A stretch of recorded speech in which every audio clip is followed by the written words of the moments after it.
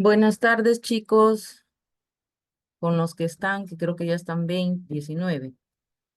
Me imagino que irán ingresando sus otros compañeros.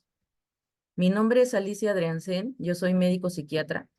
Sí se me escucha bien, ¿verdad?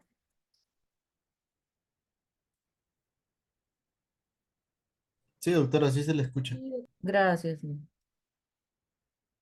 Entonces, como les estaba mencionando, mi nombre es Alicia Adriancén, yo soy médico psiquiatra y trabajo en un centro materno infantil de Chorrillos que se llama Buenos Aires de Villa. El día de hoy es la semana quinta, nos corresponde dictar la clase de salud mental comunitaria, un tema de gran importancia debido incluso a lo que ustedes han ido ya llevando a lo largo de su curso. Recuerden este nuevo modelo biopsicosocial, este nuevo paradigma en el cual es importante la conjunción entre la salud física con la salud mental, porque no es que estamos divididos. Entonces, hemos dado cuenta a raíz de la pandemia se ha podido visibilizar no solamente la problemática en nuestro sistema sanitario desde el punto de vista de la medicina física tradicional, sino también desde el punto de vista de salud mental, ¿no? Vemos una atención centralizada en los hospitales psiquiátricos, que obviamente eso ha ido mejorando con los centros de salud mental comunitario, pero aún así todavía hay una brecha de atención en salud mental, todavía tenemos lamentablemente prejuicios, estigmas sobre la salud mental. Y la clase de hoy, más allá de cumplir un requisito que está dentro de su sílabus, es para sensibilizar a los chicos en lo que ustedes van a ver en el día a día. Como médicos, ustedes van a ver a su paciente. Y no solamente ven al paciente por el motivo de su consulta, que muchas veces va a ser por un tema físico, a no ser que alguien de ustedes siga psiquiatría. Y es importante que nosotros aprendamos también a ver el contexto, los determinantes de la salud, lo que ustedes han estado ya viendo, no solamente en su teoría, en su práctica. Y es importante también evaluar la esfera de salud mental. Entonces, es sensibilizarlos sobre la importancia de la salud mental y sobre todo de cuidar nuestra propia salud mental, porque si nosotros vamos a cuidar personas, primero tenemos que cuidar nosotros. Entonces, si bien es cierto la clase es teórica, quiero que sea un poquito dinámica porque finalmente quiero que ustedes al final de la clase se lleven ideas importantes de este nuevo modelo de la salud mental comunitaria, que es este nuevo paradigma que hemos ido dejando el hospital psiquiátrico para los casos extremadamente necesarios y esta nueva reorganización de servicios de salud desde un primer nivel de atención fortalecido que incluya la participación de la familia y de toda la comunidad. Entonces, primero voy a compartirles más o menos en qué va a consistir la clase. Voy a ver un ratito, vamos a ver acá. Vamos a ver unos videos que vamos a reflexionar y luego continuamos con la clase.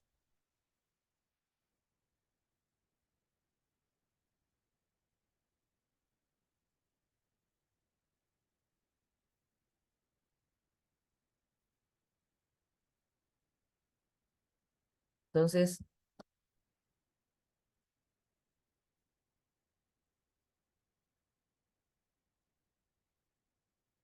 bueno, esta es mi presentación que ya les dije, donde laboro.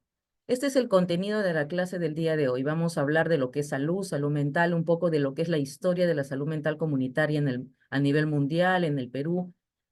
Hablar sobre lo que es la violencia, que es un tema que realmente nos debe preocupar a todos nosotros porque somos responsables de que cada vez sean menos los casos. Por lo tanto, todos tenemos que meter el hombro para trabajar en disminuir los casos de violencia. Vamos a hablar un poco de lo que es salud mental comunitaria, lo que es la promoción de la salud mental y algunas normas legales importantes que es importante que lo sepan, cómo es que nació este modelo de salud mental comunitario. Y ahorita voy a pasarles unos videos.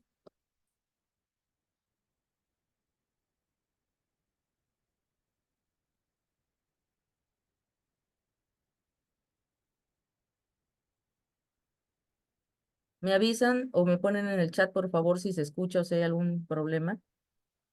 Past, I've felt sometimes embarrassed. Fear, like I couldn't do anything. It was very overwhelming.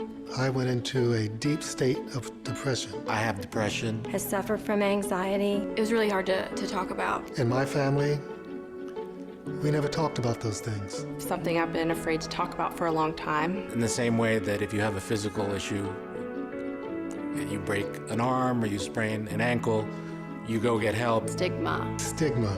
Stigma. Stigma is the #1 reason that people do not get the help that they need to begin their journey towards recovery. It's okay to need help with mental health issues. It's helped my life tremendously, like, it really has. Just surround yourself with a supporting cast. Mental health matters. It's time to talk. Take the pledge today to break stigma, one conversation.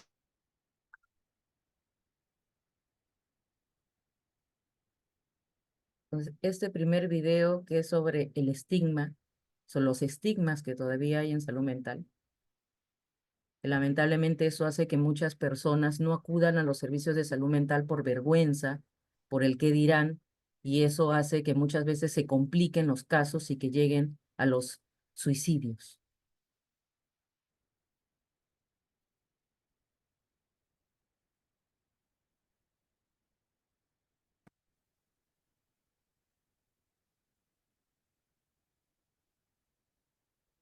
Hola. Disculpa por no llegar anoche. Lo siento. He estado hace tiempo con ganas de decirte algo. Últimamente estoy lidiando con mis problemas de salud mental. I think if there was no stigma around mental health, I'd be more open about what I'm going through on the inside. And I don't know, maybe I'd find that other people in my life are actually going through the same thing. Há alguns anos, comecei a contar para outras pessoas sobre minha ansiedade. Isso me ajudou a descobrir ótimas formas de como lidar com ela. Soy muy sociable. Creo que si hablara sobre mis problemas de la salud mental, simplemente no lo creerían. Por eso no hablo de ello. Me preocupa que si la gente se enterara de mi salud mental, pensarán que soy débil. Por eso me aislé. Pero creo que voy a cambiar esto.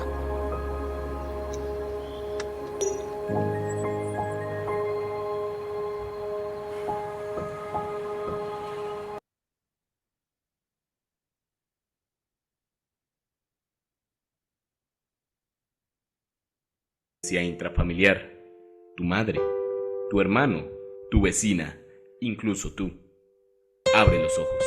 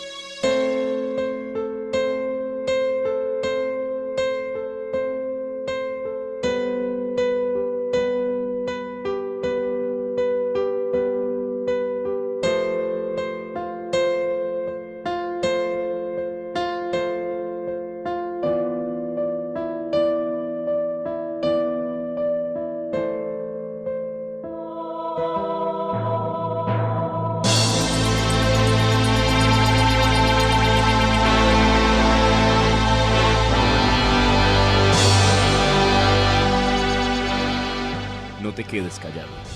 Denuncia. Muy bien, chicos. Entonces, les he pasado 3 videos chiquititos. Les he pasado ahorita un Jamboard, una pizarra para que trabajen. Quiero, por favor, ver si pueden ingresar.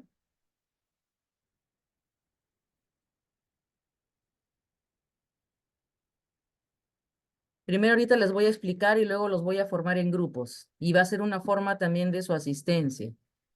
Y me van a responder 3 preguntas. ¿Qué entienden por salud mental? ¿Qué entienden por estigma? ¿Y qué medida podrían ustedes proponer para prevenir la violencia? Cortito.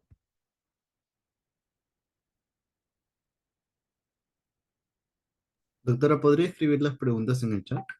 Sí, sí, sí. Ya veo que están ingresando. Voy a igual compartir por si alguien tiene No hay problemas en manejar el Jamboard, ¿verdad? En la columna acá de la izquierda, ustedes tienen para poner añadir imagen, texto, notas adhesivas. Entonces uno da en la nota adhesiva y ahí coloca el mensaje que uno quiere. ¿Sí? Entonces en el chat voy a colocar las 3 preguntas. Voy a formar los grupos ahorita, ¿sí? Esto era para explicarles el Jamboard. Entonces ahorita voy a aleatoriamente, porque no hay mucho tiempo para hacerlo por orden por afinidad. Entonces, automáticamente, ¿cuántos son ahorita? Ya.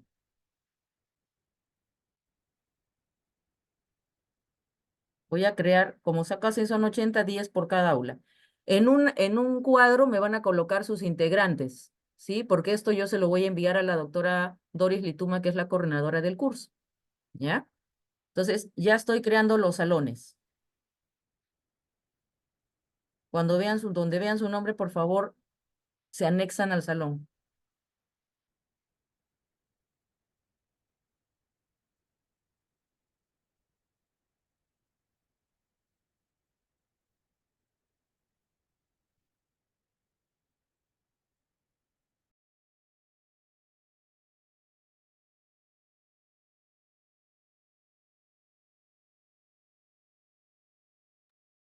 Diez minutos nomás, chicos, ¿sí? Es algo muy rápido.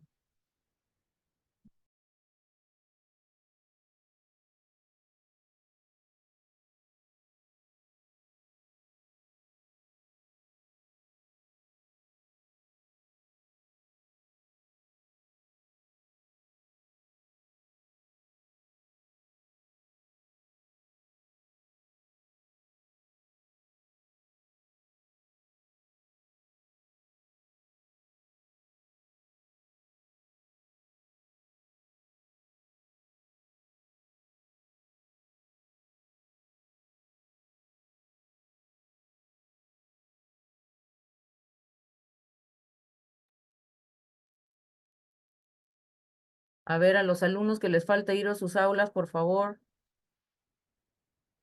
A ver.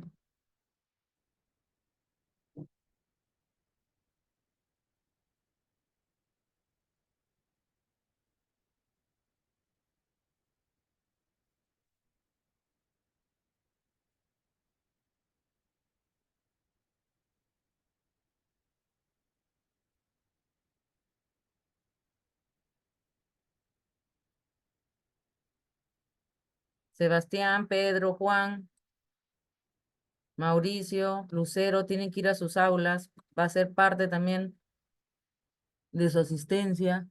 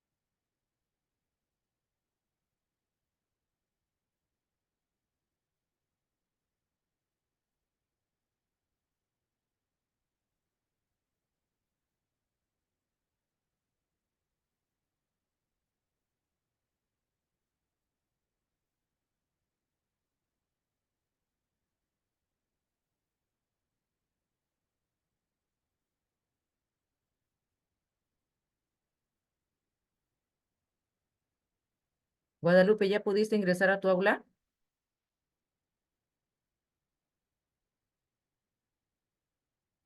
Darlene, alumno Cortés, José Carrasco, Bernardo, se supone que ya deben estar en sus aulas.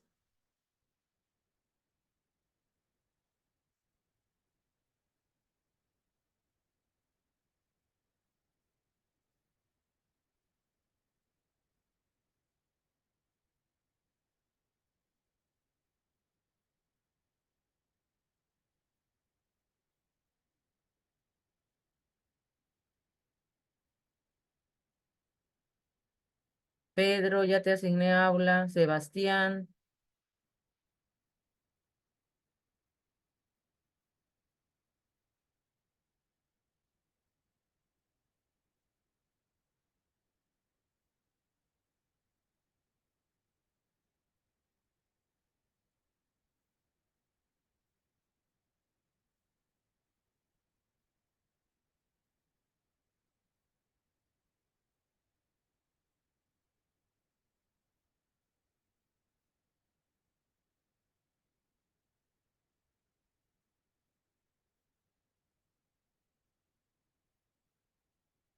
Gabriela, Carol, Bernardo, José Carrasco,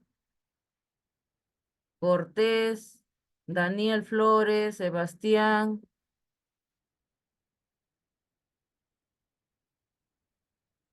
Tienen que ingresar a su aula porque es parte de su asistencia.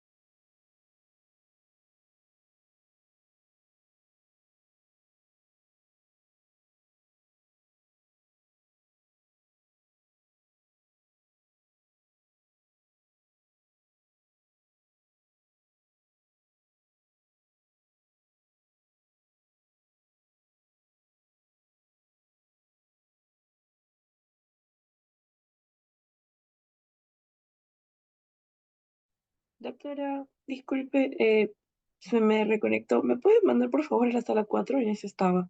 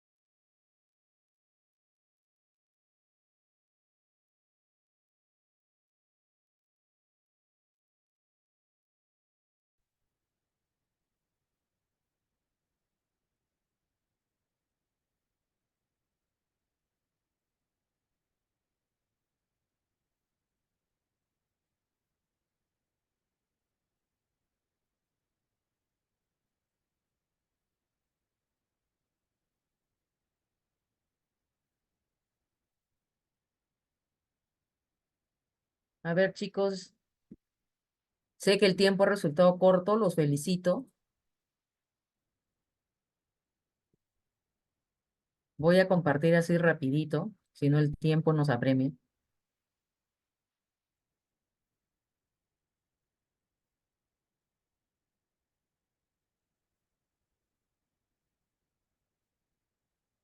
Y voy a leer así rápidamente algún concepto desde mi otra PC, porque aquí en esta de donde les estoy compartiendo está muy poco chiquita digo, muy chiquita la letra.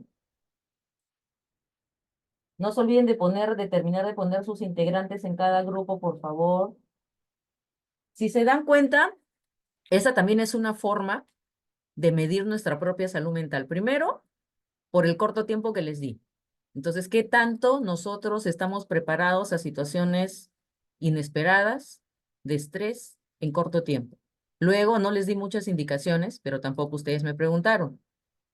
Y casi todos comenzaron a colocar en la primera pizarra. Entonces, tuve que estar ingresando a las aulas para decirles que había otras pizarras. Eso también mide nuestro grado de adaptabilidad, de curiosidad. No me dan las alternativas, pero de repente yo puedo preguntar. Todo esto, chicos, es parte de nuestra salud mental.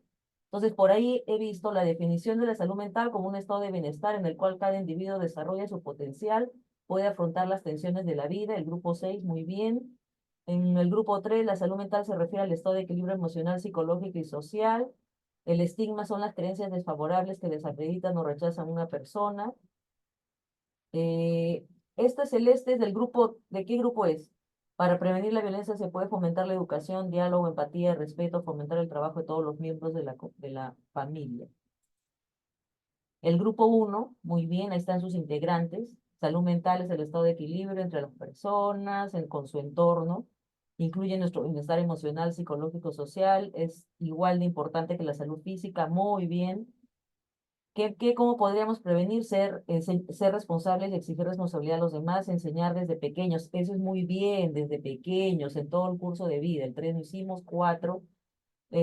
Desarrollar habilidades para resolución de conflictos, muy bien.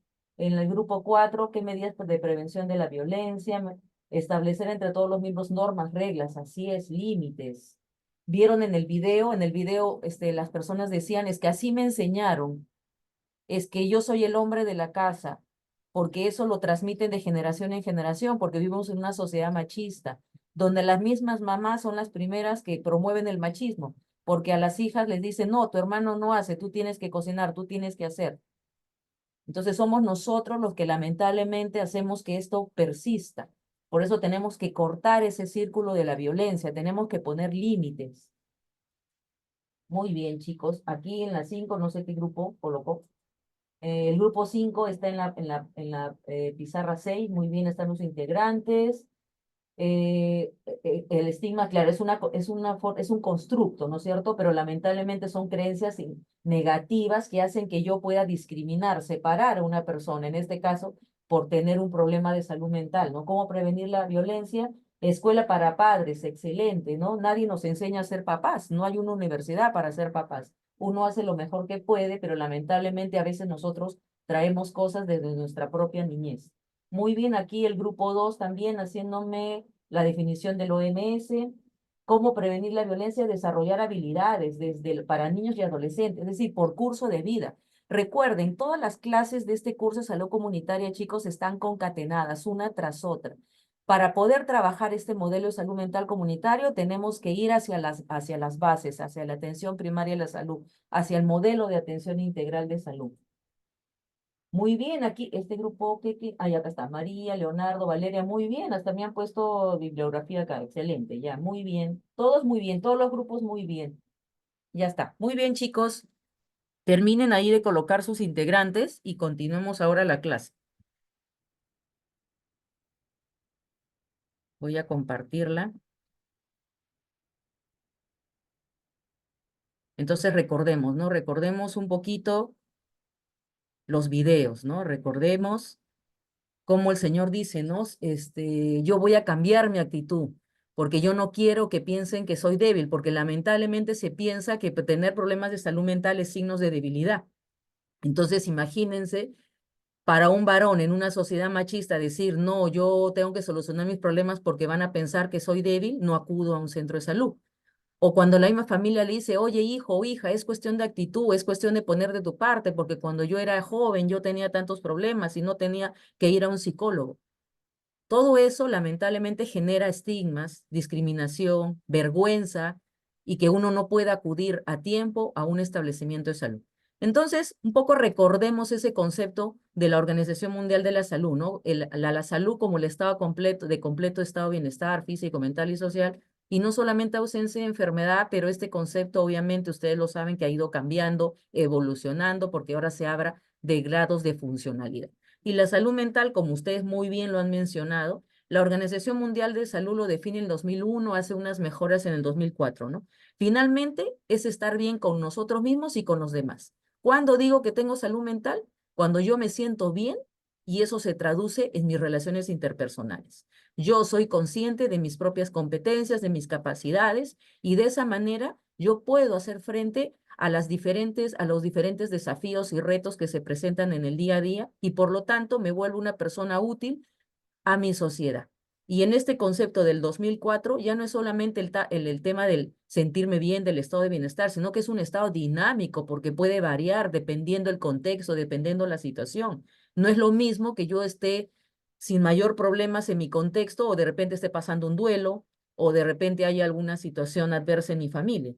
Y obviamente tiene que ver con la interacción interpersonal, porque el hombre no es un ser que vive aislado, es un ser social, por lo tanto tenemos que desarrollar esas habilidades sociales. Entonces, ¿cómo surge este concepto del modelo de salud mental comunitario? Para eso es importante un poco de historia.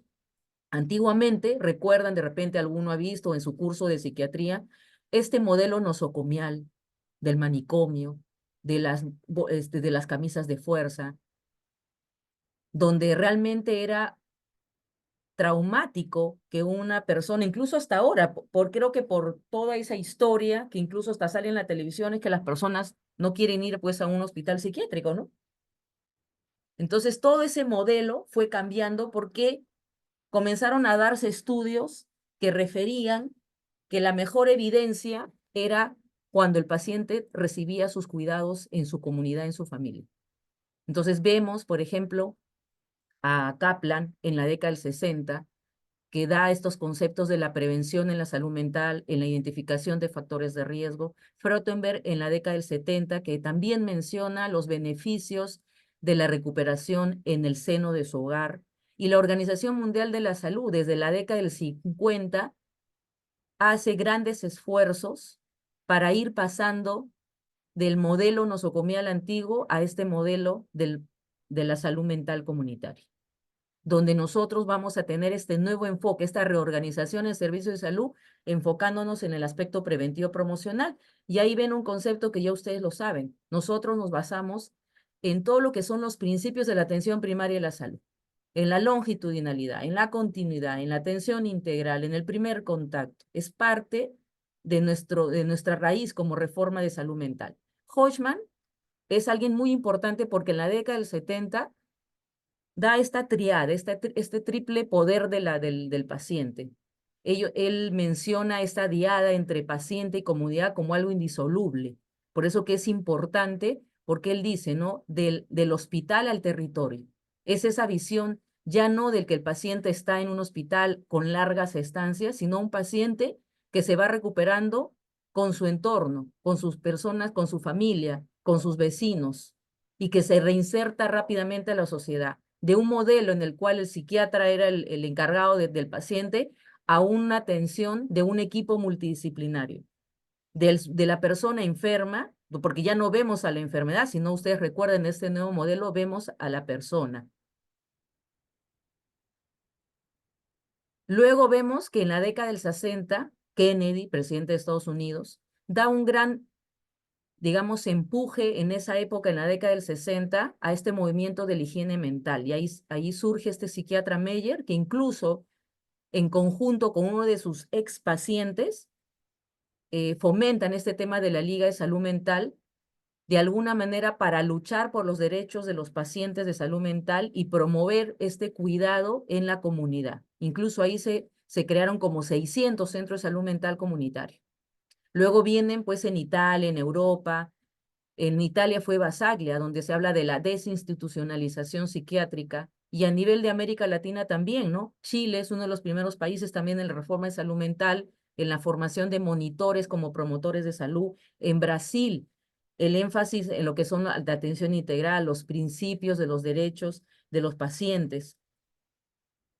Luego también tenemos a Bebet y Freeman, que habla de estos conceptos que son importantes y si ustedes los ven, también ya ustedes los han revisado en sus clases pasadas. Todo tiene que estar concatenado, chicos, porque este es los nuevos modelos. El modelo de continuidad de cuidados. O sea, el paciente no es un paciente fragmentado, sino es un paciente que está inmerso en su sociedad, donde nosotros lo que queremos es la prevención, no recuperar ya el daño.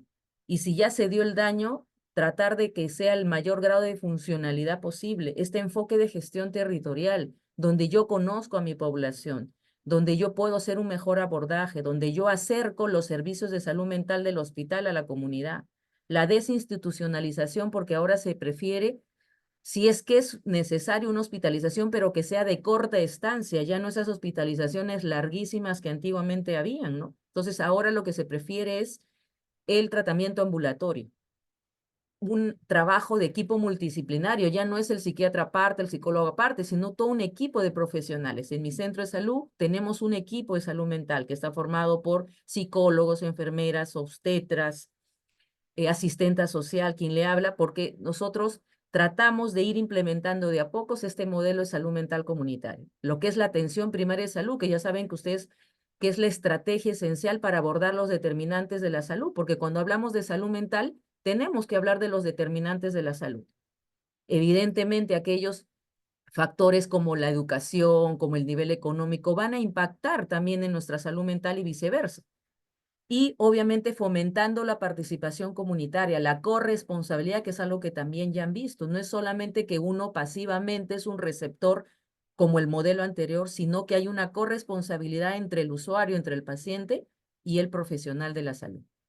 Y así como ustedes habrán visto en sus clases, ¿no? La declaración de Almata es un hito importante para la conceptualización de lo que es atención primaria de la salud. La Carta de Ottawa es un hito importante para lo que es la conceptualización de promoción de la salud. Y para nosotros, en lo que es la reforma de salud mental, el modelo de salud mental comunitario, es la Declaración de Caracas. En el año de 1990 es este nuevo paradigma de este enfoque de salud mental comunitaria, enfocándonos principalmente en todos los conceptos de atención primaria de la salud.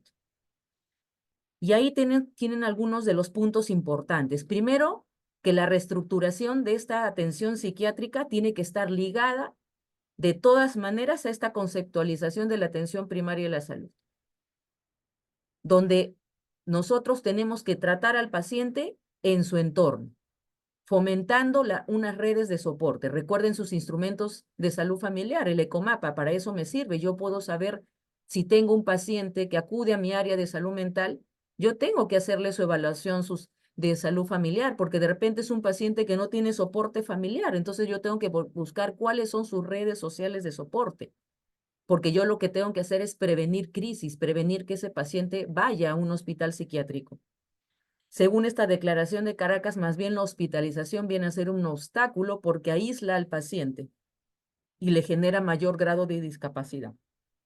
Y obviamente las legislaciones de todos los países deben estar en torno a la búsqueda del respeto de los derechos humanos de los pacientes con problemas de salud mental. Y se debe capacitar a los recursos humanos, en este caso a nosotros como profesionales, seamos o no seamos psiquiatras o psicólogos o de profesionales de la salud, en la importancia de este enfoque de salud mental. En una de sus clases me acuerdo haber visto, ¿no? Cuando venía una de sus pacientes les pone el caso el doctor de dolor de cabeza, de cefalea, y es así, van a haber casos que les va a llegar a su consulta, quizás por dispepsia, y de repente ustedes vamos a pensar que somos excelentes médicos porque le vamos a dar la mejor medicación de última generación, pero de repente no estamos viendo el otro enfoque, que la causa es una causa de repente de salud mental. Entonces, si no vemos ese enfoque, solamente vamos a apaciguar el dolor por un tiempo, pero ese problema va a continuar. Entonces, tenemos que ver a nuestro paciente en toda su integralidad. Dentro de esta historia de la salud mental comunitaria, ya hemos visto un poquito a nivel mundial. En América Latina lo que es importante son los principios de Brasilia, que ya les manifesté, que era el tema de el respeto a los derechos, la atención integral. Este programa MHGAP, que se los voy a mandar quizás a la delegada también, chicos, no quizás, se los voy a enviar. ¿Por qué? Porque este es como un protocolo de atención. Este MHGAP, sus siglas que están en inglés, es un programa mundial para superar las brechas en salud mental, que se da por la Organización Mundial de la Salud en 2008. ¿Por qué?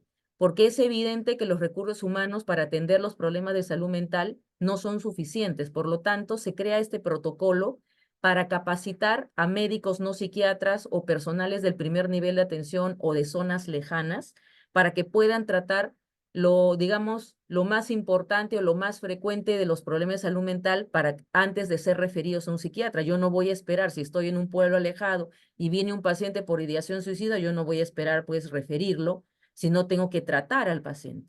Entonces, este protocolo es para ver trastornos de salud mental y trastornos neurológicos, lo más frecuente.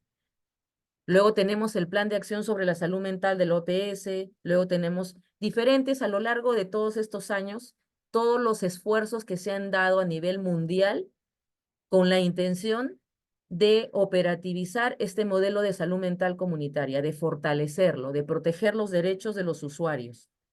Acá tenemos como último el tema del plan de acción integral sobre lo que es la salud mental 2013-2030, que se fundamenta en 4 aspectos importantes, en fomentar y de alguna manera fortalecer el liderazgo y la gobernanza en lo que es el trabajo desde el Estado, desde el nivel central en salud mental.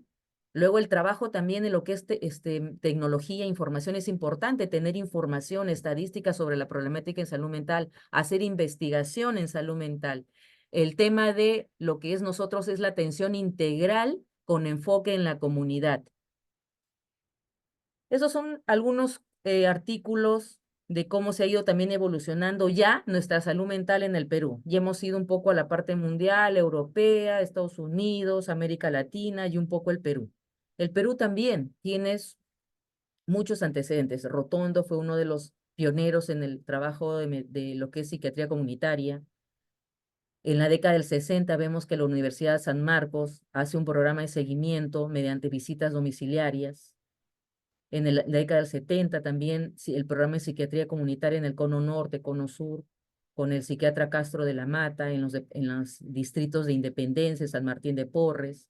En la década del 80 también hay un programa de salud mental comunitaria y seguimiento de casos, sobre todo en casos de niños y adolescentes. Entonces se han dado casos de manera aislada, pero lo que se ha querido a partir de la ley, que ya les voy a mencionar, es sistematizar todo este trabajo.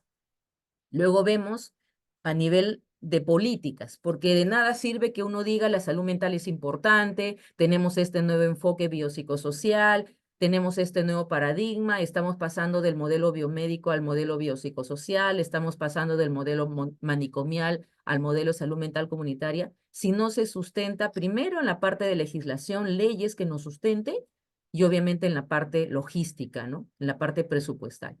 Entonces se aprobaron estos lineamientos de acción en salud mental y la estrategia sanitaria de salud mental, cultura de paz. Ustedes deben de haberlo visto en ese cuadro del modelo de abordaje de promoción de la salud, que es importante porque de alguna manera a través de estos lineamientos se fundamenta, ¿no? La importancia de la salud mental, el respeto a los derechos de los usuarios, cómo fomentar y promover una mejor salud mental. Luego, lo que sí marca un hito importante para nosotros es la ley 29889, que de acá un rato se los voy a mencionar el artículo que se modificó de la ley 26842, que es la Ley General de Salud, que esto fue en el 2012, y el reglamento. Una de las cosas importantísimas es el reglamento de esta ley que se publica en el 2015. ¿Y por qué es importante para nosotros? Porque desde el 2015 comenzaron la creación de los centros de salud mental comunitaria, es decir, comenzó realmente el gran impulso del trabajo, de la implementación de este modelo de salud mental comunitario en nuestro país. Otro dato importante, aparte obviamente de la parte normativa, es el tema, como les dije, del presupuesto. Hasta el 2013, porque el paciente tenía que solventar sus costos. Entonces, imagínense que no había equidad, porque obviamente los más vulnerables no tenían accesos a servicios de salud, porque no tenían recursos económicos. Pero a raíz del 2013, el SIS aprobó cubrir económicamente las atenciones psiquiátricas, lo cual evidentemente es un gran avance positivo, porque ustedes comprenderán que la medicación psiquiátrica es costosa. Entonces, muchos pacientes no se recuperaban, muchos pacientes no eran funcionales, no porque por la misma enfermedad, sino porque no tenían cómo tratarse. Luego viene a nivel del Perú el Plan Nacional de Fortalecimiento de los Servicios de Salud Mental Comunitario, nuestra ley de salud mental, que es del 2019, la ley 30.947, su reglamento es hace poco, es del 2020. Tenemos este plan de salud mental que se dio en el contexto del COVID. ¿Por qué? Porque en cada situación nosotros también tenemos que ver cómo es que está afectada la salud mental. A raíz del COVID, como les mencionaba al comienzo, se permitió visibilizar no solamente las deficiencias en nuestro sistema sanitario desde el punto de vista médico, sino también las grandes deficiencias en nuestra salud mental, porque era algo que ya se veía venir, que una vez que quizás vaya bajando la pandemia, lo que se está viendo es el gran impacto en nuestra salud mental y tenemos problemas que han aumentado grandemente, ¿no? Este es un poco de estadísticas para que veamos. Este es un poco, bueno, estas son más pasadas. Aquí vemos, ¿no? Por ejemplo, la prevalencia, ¿no? Número de casos antiguos y nuevos de algún trastorno de salud mental en el cuadro de la derecha. Son las regiones con menos recursos económicos las que lamentablemente son las que están más afectadas por nuestros problemas de salud mental. Por eso que es importante, recuerden, este abordaje integral de los determinantes de la salud. No es solamente que viene mi paciente y yo le doy la medicación, sino que yo tengo que ver otros determinantes. Este es esto lo saqué de una revista justo en la época de la pandemia, y ahí podemos ver en esa lista de países que Perú fue uno de los países con las cifras más altas de población afectada por depresión y ansiedad. Aquí vemos también algunos casos de estadísticas ya de violencia, ¿no? Por ejemplo, en el ENDES, la Encuesta Nacional de Hogares del 2021, se vio que el 54.9% de mujeres han tenido casos de violencia. El 20.7% de mayores de 12 años, o sea, adolescentes, padecen algún problema de salud mental. Eso es lo que se ha visto. El aumento de los problemas de salud mental en niños y adolescentes. Miren esa cifra, ¿no? Según el ENDES del 2022, un 32.3% entre 15 a 29 años presentan algún problema de salud mental. En realidad, el suicidio es una de las principales causas de muerte en la población joven. Joven, saben ustedes que es de 18 a 29 años. La carga de enfermedad solo de la depresión a nivel mundial representa aproximadamente el 4%. Incluso se menciona datos hasta de presupuestos y se dice que hasta el 2030 va a haber un gasto de 16.3 billones de dólares en el costo de lo que representan los trastornos de salud mental. Es decir, que es mejor trabajar en el antes, en esta historia natural de la enfermedad que ustedes han visto, en el periodo prepatogénico. O hacer ya cuando estamos en el patogénico, pero un diagnóstico precoz, lo más precoz posible para limitar el daño. ¿Y por qué es importante que nosotros sepamos los trastornos de salud mental? Porque si nosotros no los sabemos tratar, no los identificamos, todo esto va a influir en nuestra calidad de vida, en nuestra capacidad funcional, en la productividad, en la integración social, en la independencia de las personas.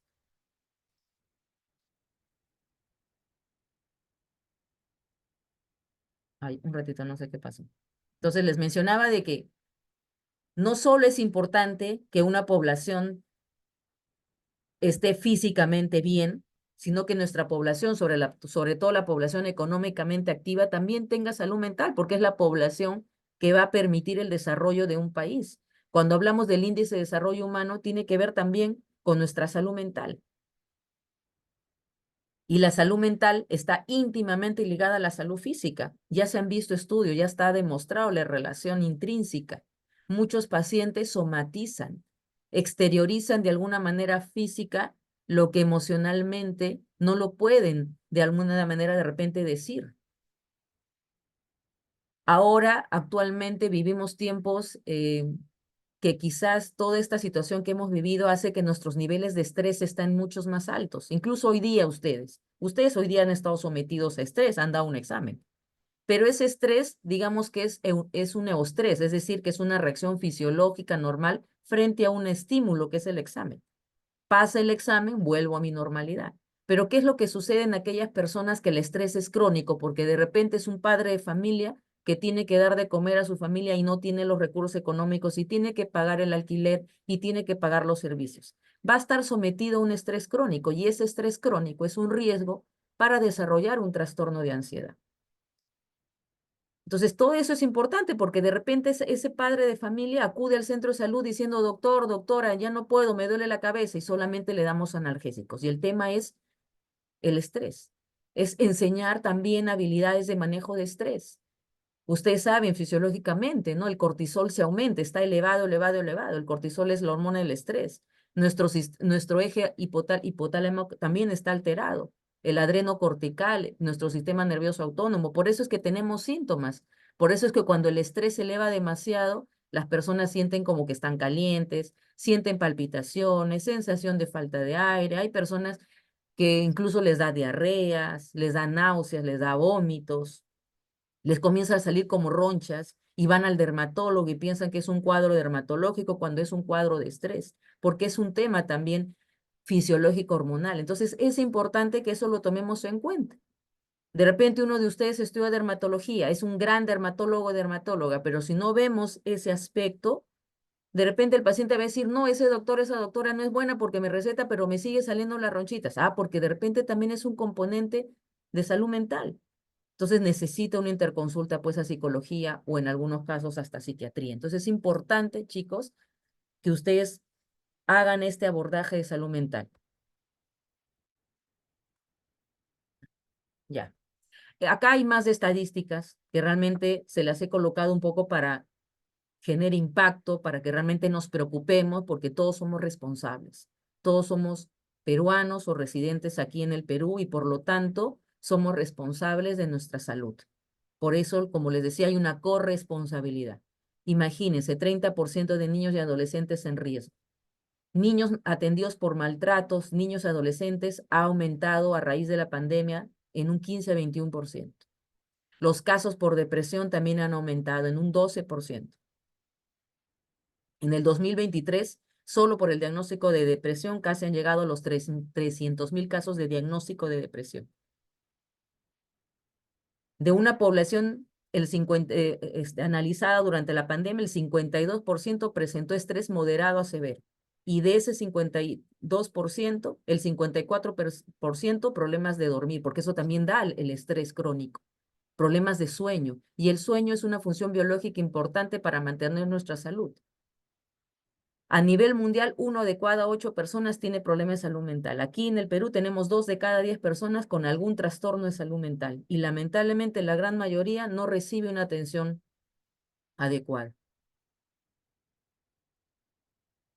Ha habido, desde el 2020, aumento de casos. En 2022 ha habido más de 1 millón, casi 4,400 casos diarios de problemas de salud mental. Entonces la OPS hizo un informe donde se determinó algunas medidas que podrían ayudar para mejorar el tema de la salud mental. Entre ellas tenemos, primero, el tema de financiamiento, obviamente, garantizar los derechos de las personas, promover y proteger la salud mental a lo largo de toda la vida, lo que también he leído en algunos de sus grupos, porque es cuidar toda la vida. Por ejemplo, es una mujer gestante, si es una mujer gestante que está con depresión, ansiedad, ya está biológicamente demostrado en algunos estudios que hay un riesgo de que ese niño o esa niña que nazca a lo largo también puede desarrollar un problema de salud mental.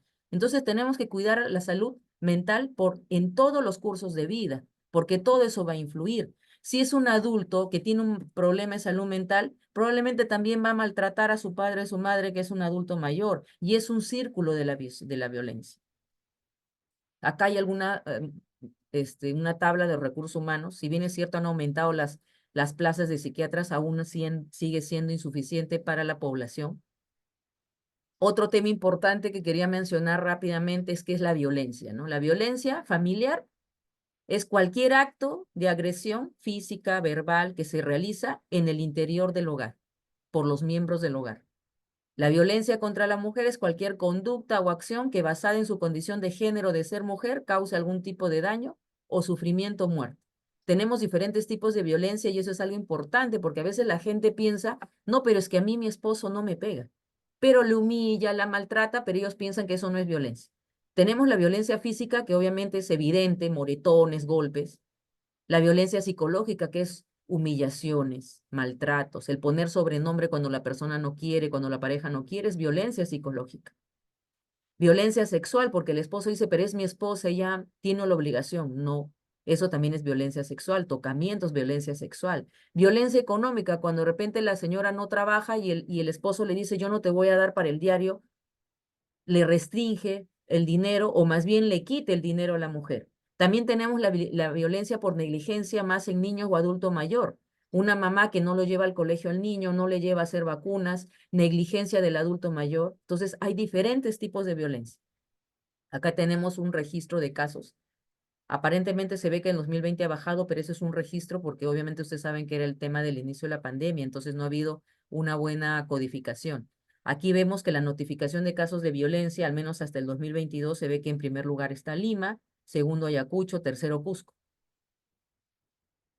Acá vemos los casos de violencia por curso de vida y por sexo. Vemos que desde la adolescente hasta la tercera edad primen mujeres, pero en niños es casi igual, tanto mujeres como varoncitos. Aquí vemos algo muy interesante porque mucha gente piensa, ya, seguro que el que es violento es porque está bajo efectos del alcohol y drogas. Y según este estudio se vio que no, que de aquellos casos que fueron notificados de violencia, solamente el 1% tenía efectos de droga y el 21% por alcohol. El 76% estaba ecuánime. Los tipos de violencia, la principal es psicológica, seguida de la física. Generalmente los motivos son familiares o celos. En cuanto a los tipos de violencia, esto es algo alarmante porque vamos a ver que en niño adolescente el tipo de violencia que prevalece es el sexual. Eso imagínense las consecuencias para ese niño o esa mujer adolescente a lo largo de su vida el sufrir un abuso. Y lamentablemente se ve más frecuente de lo que uno quisiera. Y lo más frecuente es que el agresor sea una persona conocida. Y del grupo de joven a tercera edad, generalmente lo que prima es la violencia psicológica y física. Aquí, bueno, les traje algunos datos actualizados desde enero a marzo del 2024, porque ustedes saben, por si acaso en la ley de violencia, todos nosotros, sobre todo el personal de salud y personal de educación, estamos en la obligación, si vemos que hay alguien que puede estar sufriendo de violencia, de hacer la denuncia. Nosotros podemos llamar a la línea 100 o al chat 100 si tenemos algo de miedo, porque a veces dicen, no, es que después me van a llamar, me van a llevar para que yo declare. Puedo yo llamar anónimamente, pero tengo que tener el nombre completo y la dirección de la probable víctima. Entonces vemos que en lo que va de enero a marzo, este servicio de atención urgente que trabaja con el tema de lo que es mujeres o personas violentadas, van 2.112 casos de violencia familiar, sexual y otros de alto riesgo. Los que han llegado al Centro de Emergencia Mujer que ustedes han escuchado, ya va de lo que va del año, perdón, de enero a marzo, 38.907. ¿Y cuántas llamadas a la línea 100? 35.374 consultas telefónicas de enero a marzo. Realmente las cifras del 2023 superó al 2022 y lo que va del año, si no comenzamos a mejorar, lamentablemente probablemente esté en alto. Entonces, eso es un poco de normativa. Aquí lo importante es esta ley que está en el cuadro de la derecha, la ley 30364, que es la ley para prevenir, sancionar y erradicar la violencia. Se aumentó, ya no es solamente contra las mujeres, sino contra cualquier integrante del grupo familiar. Y aquí tenemos a la izquierda este cuadro de este programa Aurora. Y uno dice, ¿pero qué es el programa Aurora? Es el programa nacional para la prevención y erradicación de la violencia contra las mujeres integrantes del grupo familiar del 2020. O sea, normatividad, chicos, tenemos. Entonces uno dice, ¿pero por qué entonces el problema existe? Porque la problemática va más allá de solamente tener lineamientos. Primero, no solamente basta tenerlos, sino cumplirlos. Y tercero, basta lo que les mencionaba y lo que de repente les ha mencionado muchos de sus docentes, el abordar los determinantes de la salud, los determinantes sociales de la salud. Entonces, es un trabajo a largo plazo y de todos los sectores. Por eso que trabajar salud no solamente es el sector salud, sino es todos los otros sectores que tenemos que trabajar. el concepto de salud mental comunitaria, ¿no? La salud mental comunitaria consiste en mejorar las condiciones de vida y la salud mental de la comunidad mediante una serie de actividades planificadas, integradas para promover la salud, prevenir enfermedades y todo esto con la participación activa de la comunidad. ¿Por qué? Porque a través de la promoción de lo que es la salud mental comunitaria, nosotros vamos a promover cambios en la comunidad. Por ejemplo, ahora lo que está viendo con el dengue. El dengue es una enfermedad que puede ser prevenible si nosotros evitamos tener inservibles en los techos. Entonces, es educar a la población. Comunidad como sujeto de intervención, coautor. O sea, nosotros somos responsables. Yo tengo que limpiar mis techos, tengo que no tener nada que pueda servir como recipiente para que ahí se aniden los huevos y sigue creciendo la población del vector. Entonces, nosotros como comunidad también somos responsables. Esto es lo que ya les mencioné, ¿no? Ustedes habrán escuchado los objetivos del desarrollo sostenible. El 3 tiene que ver con salud mental. El 3.4, la meta 3.4, tiene que ver con la promoción de la salud mental. ¿Por qué? Por la alta carga de las enfermedades neuropsiquiátricas, representa el 17.5%. Pero como vuelvo a repetir, depende de múltiples determinantes. Entonces, ¿en qué se centra este modelo de salud mental comunitario? En un enfoque de integrar la salud mental a la salud general. O sea, la salud mental a la salud física. No estamos divididos. Un modelo no centrado en la enfermedad, sino centrado en la persona, pero esta persona está inserta en su familia y su comunidad, donde nosotros hagamos actividades de abordaje de los determinantes sociales de la salud, es decir, promoción de la salud. Una intervención interdisciplinaria, multidisciplinaria y con participación activa. Nosotros tenemos que hacer participar a nuestra comunidad para que la comunidad se sienta parte, no solamente del problema, sino de la solución. Entonces, no es solamente que dice, el médico o la doctora de mi posta me ha dicho que haga eso. No, sino que desde el diagnóstico participativo, que fue parte de una de sus preguntas, se tiene que hacer con la comunidad. El enfoque territorial en redes. ¿Por qué es importante el enfoque territorial? El enfoque territorial me va a permitir sectorizar, subdividir mi territorio para que yo pueda conocer mi población, para que yo tenga un conocimiento más personalizado de mi población, pueda saber dónde están ubicados mi población vulnerable. De repente, de mis 5 sectores, me doy cuenta que en el sector 1 están centralizados los casos de violencia. Entonces, ahí voy a enfocarme. Dependiendo lo que yo encuentre en cada sector, yo hago mi enfoque de riesgo. ¿Cuáles son los principios de este modelo de salud mental comunitario? La continuidad y cuidados integrales. Recuerden sus conceptos de atención integral de salud.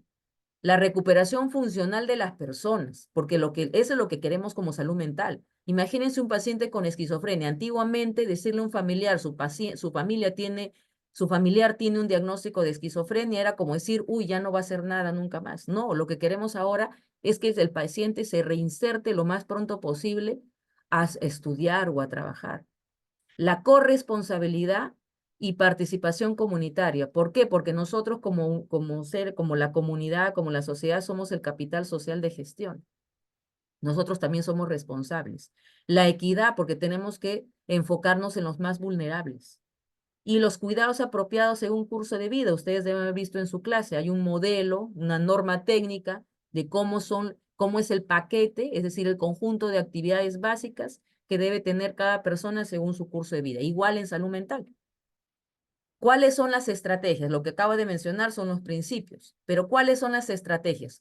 ¿Cómo es que yo voy a llevar a cabo ese modelo de salud mental comunitario? Primero, fortaleciendo un primer nivel de atención, pues. De nada sirve todo lo que he mencionado si tengo un primer nivel de atención donde no hay los profesionales, no hay capacidad resolutiva, no hay trabajo de comunidad, el paciente va al hospital.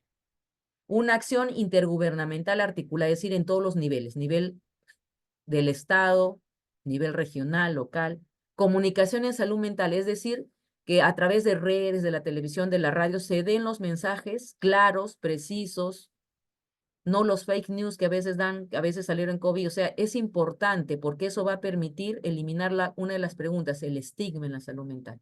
Que cualquiera de nosotros puede tener un problema de salud mental que no nos hace ni menos ni más y que no estamos solos y que es importante pedir ayuda. Investigación, como les mencioné, es uno de los pilares ahora del plan de lo que es salud mental, y hacer alianzas de cooperación nacional e internacional. De repente hay otros países que tienen de repente mejores resultados y que nosotros podemos aprender también de ellos y replicarlo en nuestro país.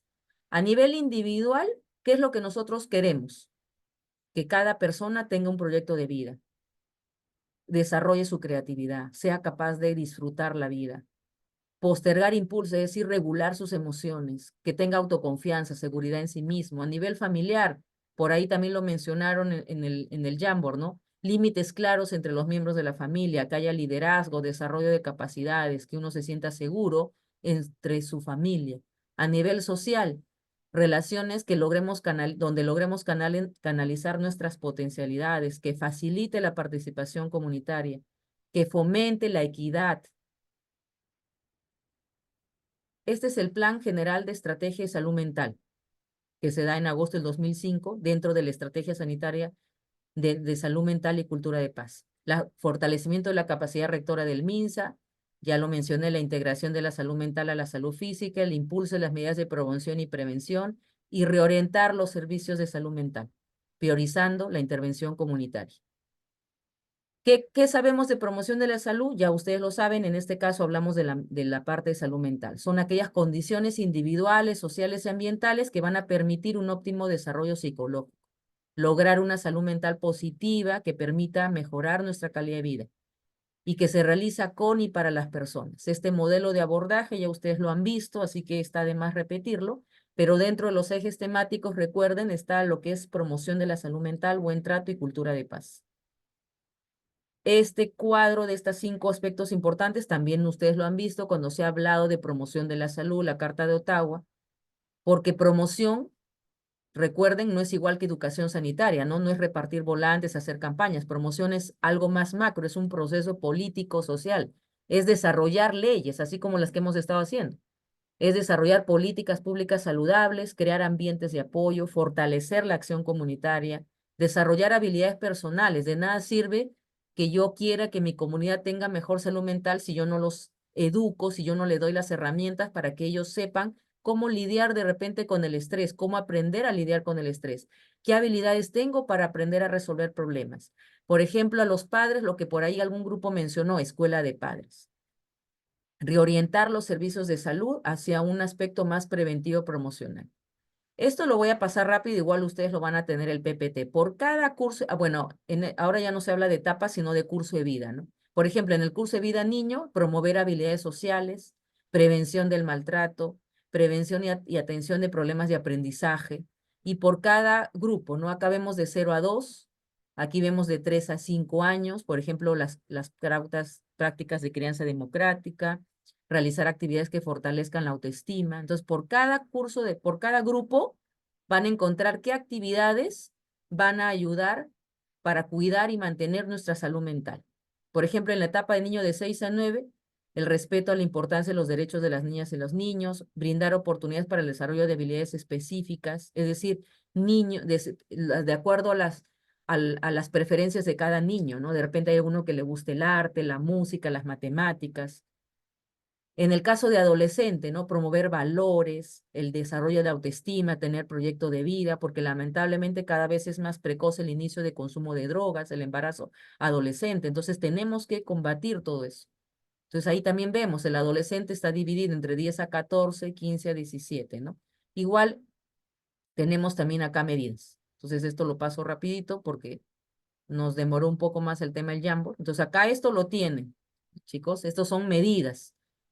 Por ejemplo, en el etapa adulto mayor, promoción de estilos recreativos, ¿no? Por ejemplo, el adulto mayor a veces tiende a tener problemas de depresión. ¿Por qué? Porque es alguien que estuvo activo, de repente se jubiló, de repente está en ese ciclo de vital familiar del nido vacío, donde se fueron sus hijos y pueden entrar en depresión. Entonces es importante promover redes de apoyo, círculos o clubs de adulto mayor. ¿Qué actividades se puede hacer? Actividades de prevención de demencia, de violencia intrafamiliar. En el centro de salud tenemos taller para prevención del deterioro cognitivo.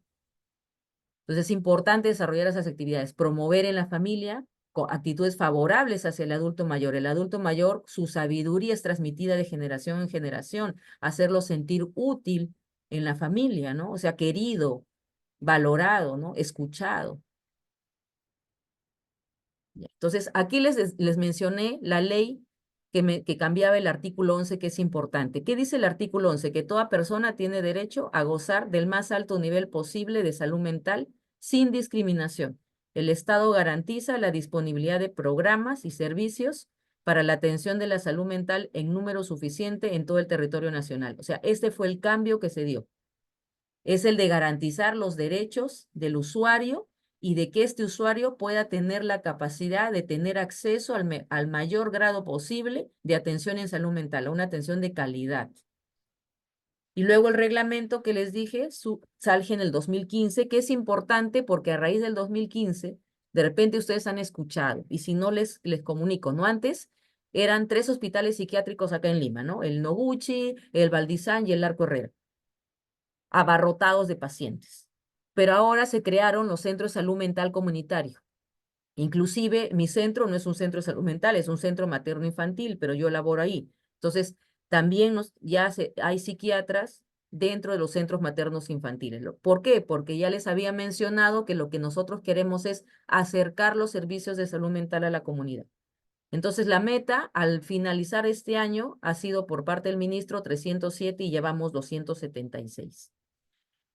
A la derecha ven a la norma técnica de los hogares protegidos. ¿Qué es un hogar protegido? Es una casa, generalmente que es financiada tanto por el Ministerio de Salud como por la municipalidad, donde van a vivir pacientes con trastornos mentales graves, pero estables, que no tienen soporte social, pero que ya no necesitan estar en un hospital, pero no tienen dónde vivir. Entonces están en esos hogares protegidos. Aún es escaso realmente para el número de pacientes que nosotros tenemos con pobre soporte social.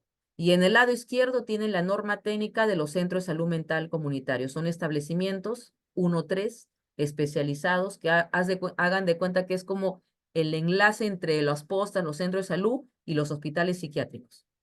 O sea, lo que se quiere es descongestionar, pero no solamente es la descongestión desde el punto de vista recuperativo, sino que estos centros de salud mental comunitarios son los que van a liderar, los que deben liderar esta articulación de la atención de salud mental y en la implementación del modelo de salud mental comunitaria. Lo que también se propugna es que en los hospitales generales, muchos de ustedes que están yendo a hospitales generales, ustedes van a la emergencia y no hay camas separadas para salud mental. Hay algunos hospitales que ya tienen, porque tienen que tener servicio de salud mental, o sea, camas aparte, ¿no? Diferenciados de los otros pacientes. Aquí les puse unas páginas importantes, porque es importante que de repente algún paciente les dice, ¿dónde puedo, qué centro de salud mental? Entonces ahí hay un enlace donde ustedes ingresan y dependiendo del sitio, porque ese es a nivel nacional, pueden saber dónde hay centro de salud mental comunitario. En el lado de la izquierda, donde dice Reunis Data, es información, aunque no está tan actualizada, pero igual nos puede dar datos estadísticos de lo que es salud mental. Y esa línea telefónica es importante porque la línea 113, opción 5, funciona las 24 horas, los 7 días de la semana. Si hay alguien que tiene algún problema de salud mental y no puedo acceder de repente para una cita en ese momento, puedo llamar a esta opción 5 de la línea 113 y recibir una orientación o primeros auxilios psicológicos. Es importante que lo sepa también para que ustedes puedan socializarlo. Ese es un poco desarrollando la ley de salud mental, la ley de salud mental 30.947 que les mencionaba del 2019, cuyo reglamento salió en 2020, que se fundamenta en los principios de accesibilidad, calidad, cobertura, universalidad, equidad, interculturalidad, confidencialidad. ¿Y cuáles son los enfoques de discapacidad? Lo que nosotros queremos ahora es llegar a la población discapacitada porque es realmente en aumento y lo que queremos es llegar ¿para qué? Para poder trabajar con ellos y que puedan ser lo más funcional posible. Es lo que a veces nosotros decimos en la consulta, ¿no? Viene un familiar con un paciente para un certificado de discapacidad, pero el tema no es solamente pensar en el presente, la vida no la tenemos comprada. ¿Qué va a hacer de ese paciente discapacitado si no hace terapia?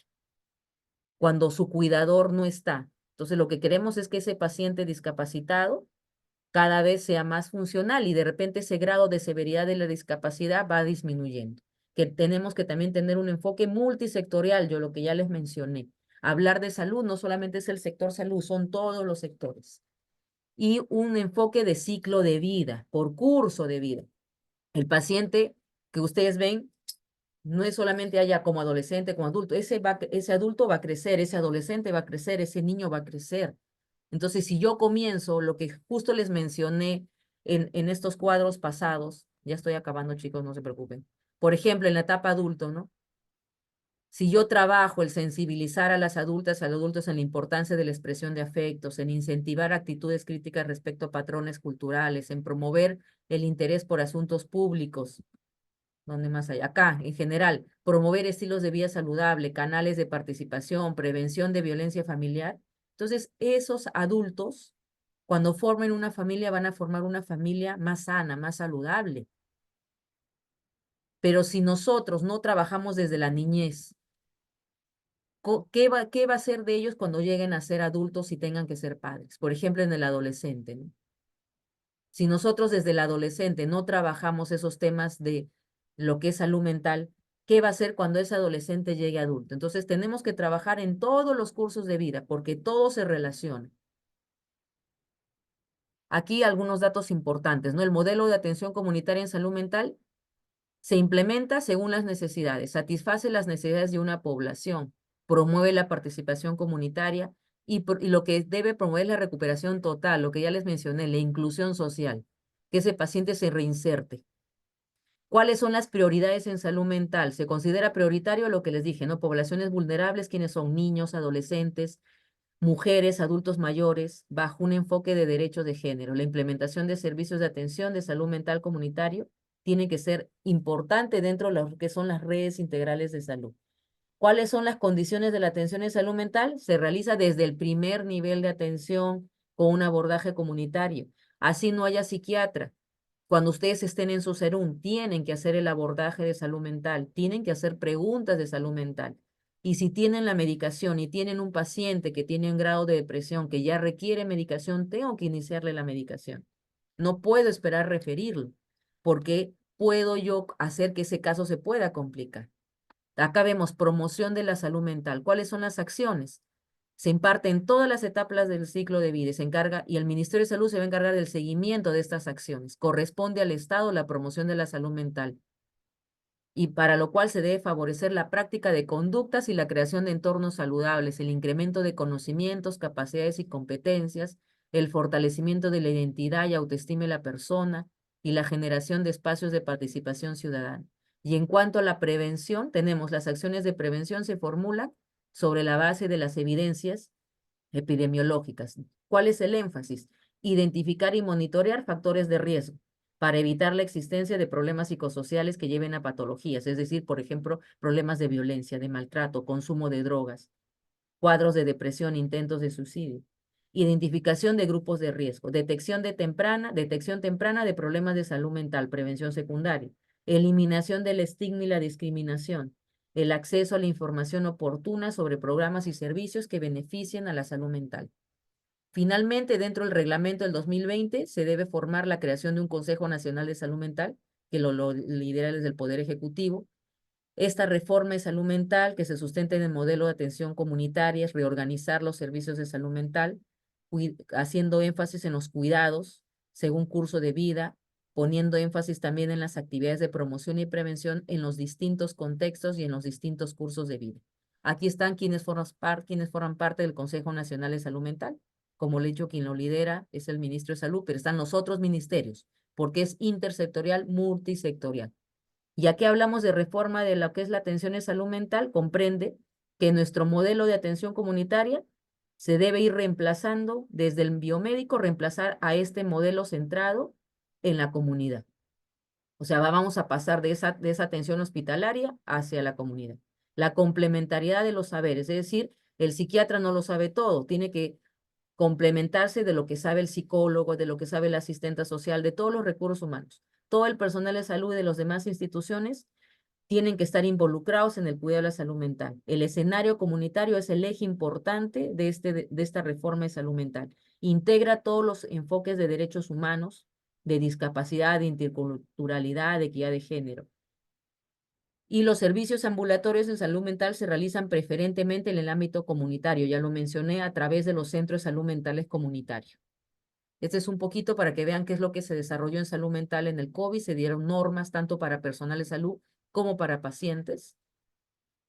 Igual ahora, en cada uno de los escenarios, nosotros también tenemos que, como salud mental, preocuparnos, porque todo está interrelacionado. Yo sé, chicos, que la clase ha sido extensa, realmente hablar de salud mental, podríamos estar varias clases, es un tema de gran importancia para mí. Espero haber contribuido con sensibilizarlos en que es importante el enfoque integral y la unidad de la salud mental con la salud física, que si queremos una sociedad mejor, tenemos que también fomentar la salud mental, pero principalmente sensibilizar a los chicos en que cada uno de ustedes cuide su salud mental. Cuiden su salud mental. Yo sé que ustedes están ahorita, ya están en la recta final.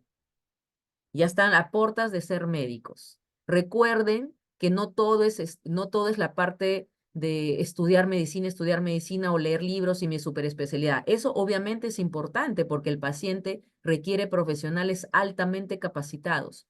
Pero también, ahora hablamos de las inteligencias múltiples, también queremos profesionales que tengan inteligencia emocional, que tengan capacidades de regulación emocional, regulación de estrés, porque si no, ¿qué es lo que pasa? Yo puedo ser muy inteligente, puedo ser el súper especializado, pero si no tengo manejo de estrés, puedo en algún momento tener problemas. Por eso que en el examen uno a veces dice, pero yo lo sabía y me olvidé. ¿Por qué? Porque no hay una buena oxigenación, porque al haber estrés crónico afecta áreas como el hipocampo que tienen que ver con mi memoria. Entonces, todo eso está relacionado a mi salud mental. ¿Cómo cuido mi salud mental? Adecuado sueño, hagan meditación, chicos, 5 a 10 minutos, y eso les va a ayudar mucho, no solamente como seres humanos y como profesionales. Espero haber contribuido, chicos, y nos estamos viendo. Cuídense mucho. No sé si tienen alguna pregunta, duda, comentario.